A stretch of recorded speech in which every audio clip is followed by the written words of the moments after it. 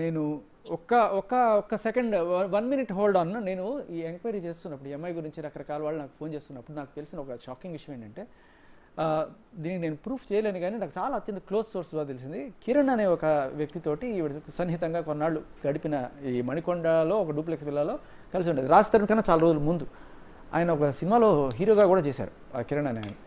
అయితే ఆయన ఒకసారి ఈవిడ కలిసి వెళ్తున్నప్పుడు ఏదో ఆయనకేదో సడన్గా ఏదో గుచ్చుకొని రాడ్ అట్లా దిగబడిపోయిందిట తొడలో. తొడలో దిగబడిపోతే మొత్తం రక్తం కారిపోతూ ఉంటే ఆ రక్తం చూసి నవ్వుతుందిట. భలే ఉంది భలే ఉంది. ఒక్కసారి ఆయన షాక్ అయిపోయాడు, ఏంటిది ఇదే అని చెప్పి, అంటే సాడిస్టిక్ ఇదనమాట. సో భలే అయింది అంటుంటే ఆయన సరే నాకు గుచ్చుకుంది కదా హాస్పిటల్కి వెళ్దామని చెప్పి మెల్లగా ఆయనకి అన్నీ చేసి మెల్లగా హాస్పిటల్కి తీసుకెళ్ళిన తర్వాత ఆయన కట్టించుకొని ఈ అమ్మాయి ఇలా నవ్వుతుందండి కొంచెం, అంటే అమ్మాయికి ఏం చెప్పాట, ఇట్లాగే వచ్చాం కదా నువ్వు కూడా కొంచెం హెల్త్ చెకప్ చేయించుకో అని చెప్పి ఆ డాక్టర్కి తీసుకెళ్ళి ఆవిడ హెల్త్ చెకప్ చేయించే నేపథ్యంలో కనుక్కున్నాడు. ఆ డాక్టర్ ఇచ్చిన రిపోర్ట్ ఇవన్నీ కూడా తీసుకున్నాడని చెప్పి తర్వాత ఆ రిపోర్ట్ ఎక్కడ బయట పెట్టాడని చెప్పి అతని నా నరక చుక్కలు చూపించిందట. ఇవి మీకు తెలుసా ఉదయ్ బై ఎనీ ఛాన్స్? నేను విన్నాను సార్, ఇదైతే దీని గురించి కూడా విన్నాను. అండ్ ఇలాంటి ఇన్సిడెంట్ నేను కూడా ఒకటి చూసాను sir. If you want I can share it with you please. So ఇలాగే ఒక రోజు రాత్రి 2-3 మధ్యలో అప్పటికే చాలా తాగేసి ఉంటాను. సేమ్ ఇలాగే యాస్టీస్గా రాస్తారు కానీ కూడా కొట్టడం జరిగింది. కొట్టినప్పుడు ఆయన ఇలా కింద పడిపోయాడు. కింద పడిపోతే మేము అందరం వచ్చి లేపుతున్నాము. సీసా మన వాటర్ బాటిల్ ఉంటుంది కదా సార్, గ్లాస్ బాటిల్, దాన్ని తీసుకొని ఇక్కడ తల మీద కొట్టింది సార్. కొడితే ఆయన కింద పడిపోయాడు. కింద పడిపోయి అన్న లెగు అన్న ఏమైందన్న, ఓకే అన్న అంతా అది ఇది అంటుంటే, చచ్చిపోవట్లే వాడేమి, లెగవండి అక్కడి నుంచి ఫస్ట్ అని చెప్పి అన్నాడు సార్. ఇంకోటి ఏదో చెప్పింది, అవార్డులు తీసుకొని తలపగలు కొట్టారా ఏదో చెప్పారు, అది ప్రీతి ఏదో చెప్పింది. ఇంకొక ఆడియో కూడా ఉందండి, ఏదో ఒక ఆడియో రన్ అయింది. అక్కడ మన రాజ్ తరుణ్ ఉన్నాడు, పక్కన ఎవరో కార్తీక్ అనే కుర్రాడు ఉన్నాడు.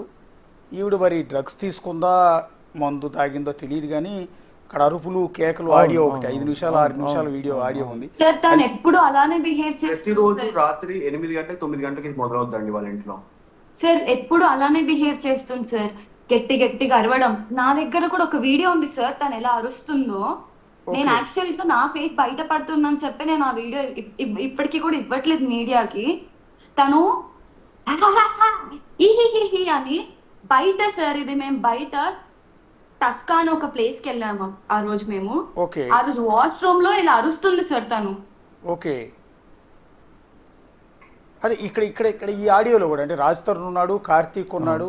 అది ప్లే చేయడానికి మాకు అభ్యంతరకరంగా ఉంది, ఎందుకంటే మధ్యలో దారుణమైన భాష ఉంది. ఆవిడ మాట్లాడిన భాష చాలా దారుణంగా ఉంది, అందువల్ల ప్లే చేయలేకపోతున్నాం. అందులో పాపం రాజ్ తరుణ్ మీరు అన్నారు మొన్న లాస్ట్ టైం స్టూడియోకి వచ్చినప్పుడు చాలా దారుణంగా కొట్టేది అని. ఆడియోలో కూడా అతను కొడుతున్నట్టు క్లియర్ గా అర్థమవుతోంది. ఆ కొట్టడం కూడా రాజ్ తరుణ్ సినిమాలో సంపాదించుకున్న అవార్డులు ఏవైతే ఉన్నాయో అవన్నీ తీసుకెళ్లి అవన్నీ ఎక్కడ ఉన్నాయి చూపిమని చెప్పండి సార్. తను అంత మంచిది అయితే కనుక అవార్డులని చూపించమని చెప్పండి సార్, తీసుకురమ్మని చెప్పండి. కాదు రాజ్ నా భర్త, రాజ్ నా ఇది, రాజ్ నా ప్రేమ 12 సంవత్సరం అంటుంది కదండి. మరి ఇన్ని సంవత్సరాలలో ఇప్పుడు రాజ్ చేసినా తిను చేసినా ఏది చేసినా ఇద్దరికి ఒకటే కదండి. మరి అవార్డ్స్ అన్ని ఇప్పుడు నిజంగా తన వైఫ్ అని ఫీల్ అయి ఉంటే, ఏ వైఫ్ అండి ఒక మొగాడు గెలుచుకొచ్చినవన్నీ ఏ వైఫ్ అండి పగలగొడుతుంది? ఏ వైఫ్ చేస్తుందండి అవన్నీ? ఎంత కోపం వచ్చినా కూడా ఏ వైఫ్ చేస్తుందండి? లైఫ్ టైమ్ లో గెలుచుకున్న అవార్డ్స్ ఏ వైఫ్ పలగొడుతుందండి? సరే నువ్వు కోపం వచ్చి టీవీ పలగొట్టావు, ఫోన్ పలగొట్టావు, సరే అవార్డ్స్ ఎవరు పలగొడతాడండి? సినిమా కెరీర్ అంతా నాశనం చేస్తాను, నువ్వు ఎట్లా యాక్ట్ చేస్తావు చూస్తానని ఆడియో, అరుపులు కేకలు, తర్వాత డైలాన్ రెడ్డికి కాల్ చేయడం. మీరు లాస్ట్ టైం చెప్పారు, డైలాన్ రెడ్డికి కాల్ చేసి అప్పటికప్పుడు వాయిస్ మారిపోయింది. విచిత్రమైన ఆడియో చాలా అభ్యంతరకరంగా ఉంది, అందుకని ప్లే చేయట్లేదు యాక్చువల్లీ. ఎందుకంటే అందులో భయంకరమైన బూతులు ఉన్నాయి, అంటే సెక్స్కి సంబంధించిన ఇవి, మధ్యలో మస్తాన్ సాయి అంశాలు, చాలా వల్గర్గా ఉంది. అందువల్ల ఒక అది సభ్యత కాదు కాబట్టి మేము ఆడియో ప్లే చేయట్లేదు, కానీ చాలా ఘోరంగా ఉంది. అది ప్రస్తావించినప్పుడు ఆవిడ చెప్పిన మాట ఏంటంటే, ఆ రోజు ఏదో నేను ఫ్రస్ట్రేషన్లో చేశాను అని చెప్పి ఆ ఒక్క ఆడియో పెట్టుకుని నా 10 ఏళ్ల జీవితాన్ని ఎలా డిసైడ్ చేస్తారండి. కానీ వీళ్ళు చెప్తున్న మాట, వీళ్ళు చాలా క్లోజ్గా ఉన్న వ్యక్తులు సార్, రాజ్ తరుణ్ అండ్ లావణ్యకి. ఎందుకు చెప్తున్నానంటే, ఇది వాళ్ళు చెప్పడం కాదు, నిన్న మీరు ఆవిడ పంపించిన ఆడియో కాల్ జాగ్రత్తగా వింటే వాళ్ళ మధ్య ఎంత సాన్నిహిత్యం ఉందనేది ఆవిడే లావణ్య ప్రూవ్ చేసింది మనకి. అంతేకాకుండా లాస్ట్ దీంట్లో కూడా అందులో అంటే నిన్న ప్రీతి మాట్లాడిన ఆడియోలో తప్పేం కనిపించలేదు, ఆవిడ చెప్తోంది ఇట్లా తప్పు శేఖర్ భాష కాల్ అసలు చేసి అసలు మనం గమనించాల్సింది అది కాదు తర్వాత సార్. ఉదయ్ కూడా తెలియదు నేను వాష్రూమ్కి వచ్చి మాట్లాడుతున్నానని కూడా అంటోంది ఆవిడ పాపం. వాళ్ళ మధ్య ఎంత సాన్నిహిత్యం ఉంది అనేది మనకి క్లియర్ కట్ గా అంటే అక్క అంటోంది కదా, అక్క అంటోంది. వీళ్ళు అక్కడే ఉండేవాళ్ళు సార్, సంవత్సరం 2 సంవత్సరాలు అక్కడే ఉన్నారు వీళ్ళు. సో రాజ్ తరుణ్కి ఇది జరిగేది డైలీ సన్మానం, రోజు ఇదే. ఇప్పుడు నేను ఇంతకుముందు చెప్పిన దానికి సాక్ష్యం లేదు, ఇప్పుడు నేను చెప్పిన దానికి సాక్ష్యం ఉంది. తను రాజధానిని పెళ్లి చేసుకుందని నాకు కానీ చెప్పలేదు, ఎవరికి చెప్పలేదు. అండ్ ఇన్ఫాక్ట్ నేను తనను సాయితోనే చూశాను సార్. తరుణన్న ఉండేవాడు ఇంట్లో, కానీ ఏ రోజు తరుణన్న నా హస్బెండ్ అని చెప్పలేదు, ఏ రోజు తరుణన్నతో క్లోజ్ గా చూడలేదు, కనీసం ఇలా ముద్దు పెట్టుకోవడం కూడా నేను తరుణన్నతో చూడలేదు. బట్ నేను సాయితో చూశాను అవన్నీ. సాయి క్వశ్చన్ చేశాడు, మొగుడు కదా నువ్వు ఎందుకు నా దగ్గరకు వస్తున్నావు అని సాయి క్వశ్చన్ చేస్తే, మస్తాన్ సాయి తిని ఏం చెప్పిందంటే, రాజ్ నా తమ్ముడు, నేను బయట అందరికి భయపడి అలా చెప్పుకుంటాను రాజ్ నా మొగుడు అని చెప్పి, ఎవరన్నా నన్ను చూడడానికి మళ్ళీ తప్పుగా చూస్తారని చెప్పి నేను రాజ్ నా మొగుడు అని చెప్తాను, కానీ రాజ్ నా తమ్ముడు అని చెప్పి మస్తాన్ సాయి చాలా మంది చెప్పింది సార్ ఈ విషయం. ఓకే, మీరున్నప్పుడు కూడా మీరు ఆవిడ ఇంట్లోనే ఉండేవాళ్ళు కాబట్టి రాజ్ తరుణ్ కొట్టేదండి ఆవిడ? అవును సార్. సార్ టీ షర్ట్ మొత్తం చింపి ఎలా కొట్టేది సార్. కొడితే కూడా తను ఏం మాట్లాడకుండా, అవార్డ్స్ పలగొట్టిన రోజు కూడా సార్ తరుణ్ ఒక్క మాట మాట్లాడకుండా he just went and slept in his room sir. అంతే, ఒకే ఒక మాట అన్నాడు, అది నా లైఫ్ అన్నాడు.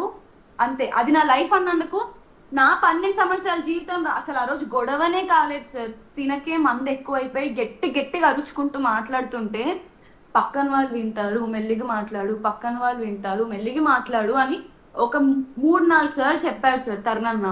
ఎన్నిసార్లు చెప్పాక కూడా తను మాట వినలేదు. వినకపోయేసరికి తరుణన్న కోపం వచ్చి గ్లాస్ తను డ్రింక్ చేసే గ్లాస్ ఇలా కింద పడేశాడు. నువ్వు సైలెంట్గా ఉంటావా ఉండవా అని చెప్పి తరుణన్న జస్ట్ గ్లాస్ ని కింద పడేశాడు అంతే.